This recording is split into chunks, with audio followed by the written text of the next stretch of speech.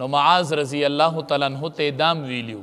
وی چې د یمن ناراضی نو ګورې منبر به خو زینت د منبر بنئ او هغه وم جړل فبکا لفراق رسول الله صلی الله علیه وسلم جړل بینا چې د دواړو جهانو سردار د قیامت ښکلا د ورځې د محشر زینت زمون اسرا نو چې هغه سړي ته ووایي چې زه به نه یم او سړي سره یو ځای ورسره ناست یو مجلس کې ورسره ناست و یو ځای خوراک کړی صحابو ته به وی انا لکم بمنزلة الوالد للولد زه تاسو د پاره داسې یم که نه لکه پلار چې د بچو دپاره نو چې داسې مینه سړی قوم له او صحابو له ورکي نو چې هغه هستي د دنیا نه ځي او سړي ته ووایي چې ته راځې نو زه به نه یم چې ته راځې نو جومات به درته خوشې پروت وي نو سړی به خفه کېږي نه صحابو بس نبی علیه السلام په منبر ناست و تقریر یې کو صحابه داسې ناست ورته وی ای صحابو یو بنده ته الله اختیار ورکو چې مال یې او که نه دنیا غوره کوي وی هغې بنده الله غوره کو چې څنګه دا خبره وکړله امام الانبیا نبی کریم صلی الله علیه وسلم نو صحابو کې ابوبکر صدیق رضی الله تعالی عنہ زر په جړا شو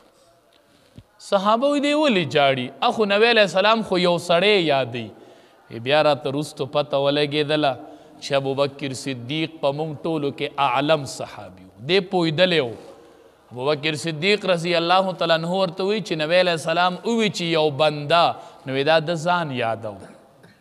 چې بنده له الله اختیار ورکړه چې الله لې او که نه دنیا کې اوسېدل غواړي نو هغې بنده وی زه الله لمه نو دی موږ ته د خپل وفات خبر راکو چې دا بنده به څه ورځې پس بیا په دې منبر نه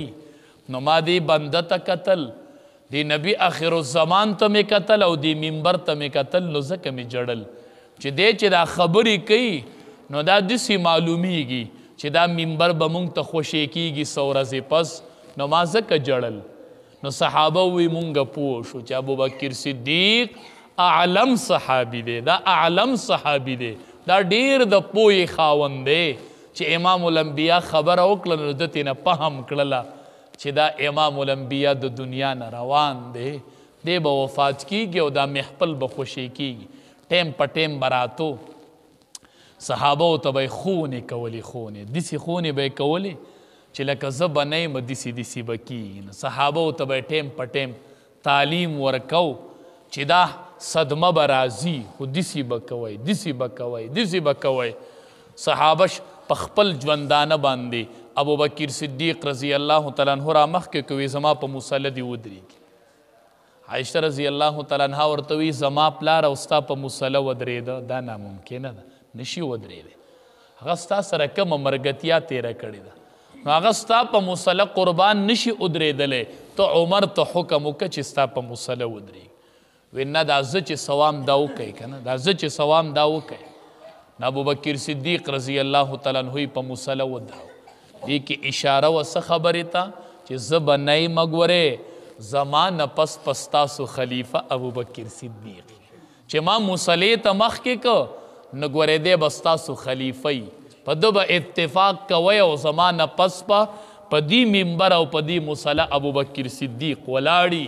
او د ده به مرګتیا کوئ او دی چې سوی هغه به حق دی چې سوی هغه به حق یوه ورځ داسې ناستې ابوبکر صدیق رضی الله تعالی عنه ونیو یو طرف ته عمر فاروق رضی الله تعالی عنه ونیو داسې دواړه ونیول د لاسونو نه صحابو ته وی ما ته ګورئ ټول ورته داسې کتل وی هاکذا نبعث یوم القیامه وی د قیامت ورځ به یې موږ درې واړه به داسې ودرېږو وی ما ته وګورئ داسې به ودرېږو صحابه وی موږ ته ډېرې خبرې معلومې کړې چې داسې دواړه داسې نیولي دي نو قبرونه به یې ورسره هم داسې خواته راځي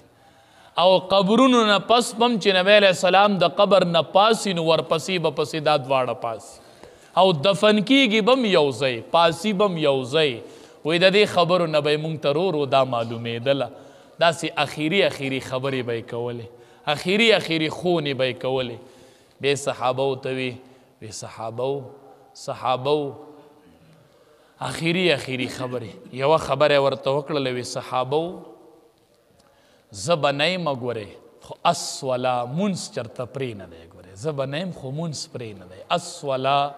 د مونځ به ډېر اهتمام کوئ زه درته دوه خبرې پرېږدم وی الصلا د مونځ به ګورې ډېر خیال کوئ مونځ به په معمولی خبره به جمع نه پرېږدی ګورې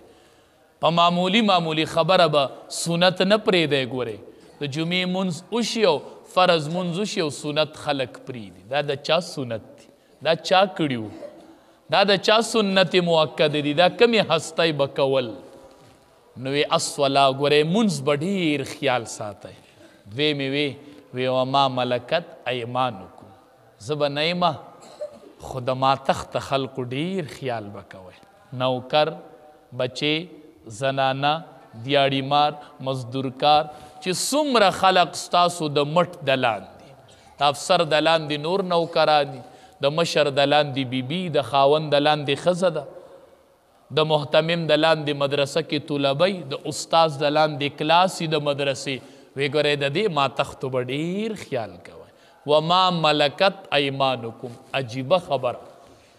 چې ټول دینی په دوو خبرو کې راټول کوی ټول دین مطلب دا چې په حقوق الله کې به د ټولو نه اهم ګورې مونځ دا به نه پرېږدی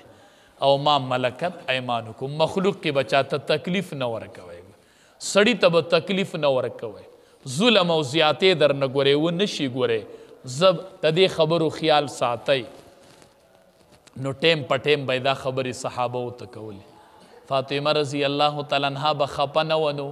چې سفر لبتو نو د هغې کره به لاړ چې واپس به راغی نو بیا به ورکره لاړ د هغې کره به یې حاضري لګوله او وی چې هغه به رالله او د امام الانبیا دروازه به یې داسې په دستک ووخله نبی علیه السلام به وی فاطمه راله ما ته د دې دستک نه پته لګي ما ته د دې دستک نه پته لګي چې دا زما لور فاطمه راله نو چې صحابو امام الانبیا دفن که نه واپس ترې راتلل نو لار کې ورته فاطمه رضی الله تعالی عنها ولاړله وی ای صحابو ستاسو دې نفسونو خوښوله چې زما په اباجان هم خاور اړوله تاسو زما اباجان باندې د خاورې سلې ودرو دې نفسونو اجازت درکو چې ماله خالی لاسونه راللی زما اباجان خو څه کو زما اباجان باندې هم خاوره واړوله او ماله خالی لاسونه راللی نو ستاسو دی نفسونو اجازت درکو چې تاسو زما په ابا جان باندې خاوره اړوله ډېر ښکلې فضا یې قایمه کړې وه ډېره ښکلې فضا ډېر ښکلی دورو ډېر ښکلی د امن دورو ډېر ښکلی وخت په د خلقو تېرېدو هر څوک به راتو خپله ګیله به یې کوله امام الانبیا نبی علیه السلام په لاره روانو اوښې ولیدو هغې اوښ چې نبی علیه السلام ته وکتل نو د سترګو نه یې اوښکې را روانې شي او دا قاعده ده تاسو ته به پته چې کله سړي ته تکلیف وي که نه نو دی چې خپل خیرخوا ویني نو دله جړا ورځي